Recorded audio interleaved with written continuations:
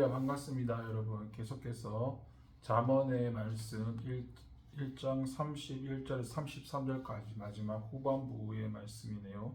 그러므로 자기의 행위의 열매를 먹으며 자기께 배부르리라. 어리석은 자의 태보는 자기를 죽이며 미련한 자의 일은 자기를 멸망시키려니와 오직 내 말을 듣는 자는 평안히 살며 재앙의 두려움이 없이 안전하니라. 32절을 보면 솔로몬은 어리석은 자의 태몰은 자기를 죽이며 미련한 자의 안일은 자기를 멸망시키려니와 라고 하였습니다. 여기서 태고라는 것이 신앙의 바른 길을 지키지 못하고 배교하거나 곁길로 빠지는 것을 말하는데, 이에 비해서 안일이라는 것은 자기의 신앙을 끝없이 갱신해야 하는 성도가 자기 만족에 빠져서 전혀 갱신하려고 하지 않고 그렇게 있는 상태에 있는 것을 말합니다.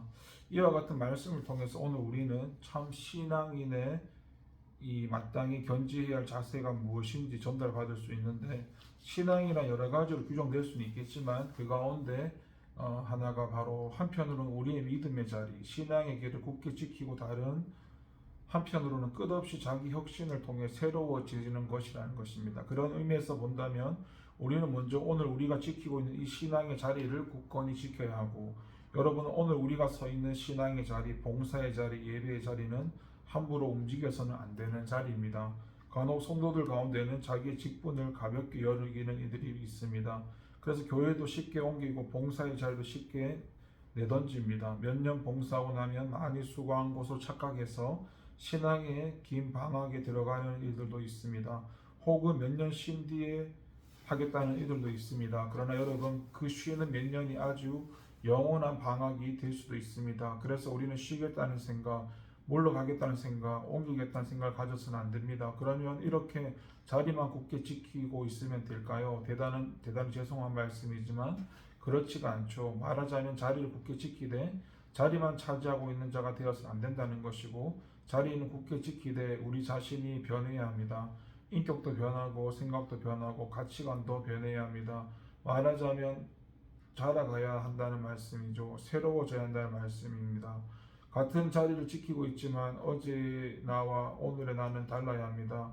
또 오늘의 나와 내일의 나도 달라야 합니다. 팔굽혀펴기를 매일 10분씩만 해도 5년 후, 10년 후의 모습은 달라집니다. 달리기를 10분씩 하거나 걷기를 1시간씩 습관적으로 하는 것도 마찬가지고, 매일같이 하나님 말씀을 듣고 배우고 기도하고 봉사하는데 달라지지 않을 수 있겠습니까? 성장하지 않을 수 있겠습니까? 본문은 바로 이와 같은 사실을 말씀하는 것입니다. 신앙이란 하나님께서 지정해 주신 자리를 굳게 지켜야 하는 것인 동시에 스스로의 변화, 변혁, 성장도 도모해야 한다는 것입니다. 같은 자리에 있지만 놀랍게 변화되고 성장한 모습을 보여야 한다는 것입니다. 그래서 이것을 잊지 마시고 늘 자기 자리를 굳건히 지키시되 끝없이 자기 변화와 성장, 갱신을 해나가는 여러분이 되시기를 간절히 바랍니다.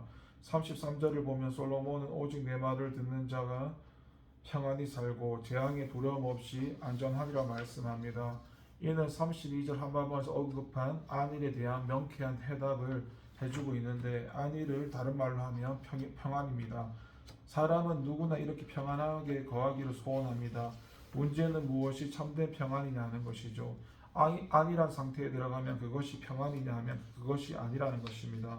솔로몬에 따르면 그것은 평안한 것도 아니고 그것이 계속적 평안을 보장해 주는 것도 아니라는 것이죠. 이것은 사실입니다. 사람이 안일에 빠져서 무조건 아무 일도 하지 않는다고 해서 평안할까요? 아무 일 하지 않아도 불안한 경우가 많고, 성경은 그렇게 안일에 빠진 자에게 내 빈공이 강도같이 오면 내 궁핍이 군사같이 이르리라고 경고했습니다. 본문은 바로 이와 같은 결코 유쾌하지도 않는 안일 대신 진정한 평안의 방법을 알려주는 거라 할 수 있습니다. 솔로몬은 그것을 듣는 것이라고 말씀합니다. 말하자면 하나님 말씀을 듣는 데서 인생에 참 평안이 온다는 것입니다. 물론 여기서 듣는다는 것은 단순히 듣는 행위 그 자체만 의미하는 것은 아닙니다. 그 말씀을 보다 적극적으로 들을 뿐 아니라 그 말씀에 전적으로 동의하고 전인격적으로 반응해서 순종하는 일련의 행동 모두를 포함하는 표현입니다. 일찍이 사도 바울은 믿음이 그리스도의 말씀은 들음으로써 발생한다고 했는데, 솔로몬은 평안을 얻는 일에서 이 논리를 그대로 도입하고 있습니다. 진정한 평안 역시 말씀을 들으면서 비롯된다는 것이죠. 사실 하나님 말씀을 들어보십시오. 성경을 읽거나 혹은 설교를 들음으로써 우리는 얼마나 마음에 큰 평화를 얻습니까? 때로는 우리의 불안했던 마음도 잠잠케 하고 때로는 불만으로 가득했던 마음으로 잠잠케 합니다. 다툼으로 가득했던 마음도 평온케 합니다. 마음이 너무 아프고 괴로워서 주일날 오기 싫었는데 막상 와서 설교를 들어보면 하나님께서 말할 수 없는 은혜를 마치 양동이로 쏟아붓듯 부어주시는 경우가 얼마나 흔합니까? 말씀을 듣는다는 것은 이런 것입니다. 또 말씀을 들음으로써 얻는 평안이란 이것뿐만이 아닙니다. 신명기 28장 1절 14절까지 보면은 우리가 그 말씀을 삼가 듣고 그 모든 명령을 지켜 행하기만 하면 내려주시는 하늘의 복들을 열거하게 됩니다. 그 복을 주시고 대적으로부터 안전케 하시며 머리가 되고 꼬리가 되지 않는다는 거죠. 말하자면 말씀은 근원적인 평안, 모든 것과 절대적이고 밀접한 연관관계에 있음을 보여주고 있습니다. 그래서 여러분 진실로 여러분의 인생에 평안케 되기를 원하신다면 말씀을 들으십시오. 적극적으로 듣고 열심히 내어 듣고 많이 듣고 또 들으십시오. 1차로 말씀을 들어서 은혜 받고 들은 바를 실천함으로 인해서 평안과 안위가 여러분의 생에 가득하게 되기를 간절히 바랍니다. 지혜가 직접 거리와 광장으로 나와 길을 지나가는 불특정 다수를 향해 외치는 본문은 다소 비상한 분위기를 보여줍니다.